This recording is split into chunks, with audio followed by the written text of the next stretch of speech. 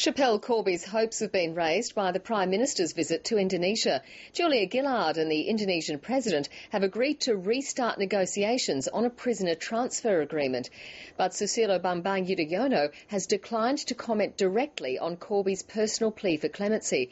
The President also expressed interest in the proposed processing centre for asylum seekers. Julia Gillard came to visit this crucial neighbour with a long list of security and economic issues to cover. Minister for Foreign Affairs.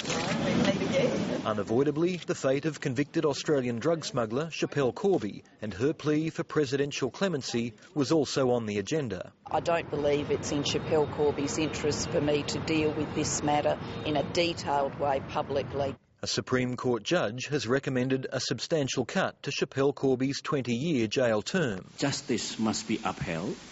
Di sisi lain, humanitarian aspects to be put into consideration. The President's yet to receive her file. However, he says she already has access to annual remissions for good behaviour.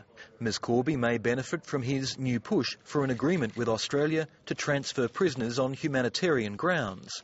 But that agreement would need the approval of an often fickle Indonesian parliament. I'm aware that a lot of work has been undertaken. Australia's plan for a regional processing centre for asylum seekers is also still unclear. Ms Gillard's left open the prospect that Australia will divert its people smuggling budget to pay regional partners who agree to take part in the plan. If there is a better way through a regional protection framework and regional processing centre to deploy those resources, then of course we will work through on that. The Indonesian President remains interested but not convinced, putting further discussions off to regional talks next year. Indonesia is open to that, but we have to discuss in depth to ensure once again that this is a solution to our regional problems. Australia agreed to take 500 refugees a year from Indonesia. It was a dramatic boost, but so far just 52 have been accepted. The Indonesian military's been in the spotlight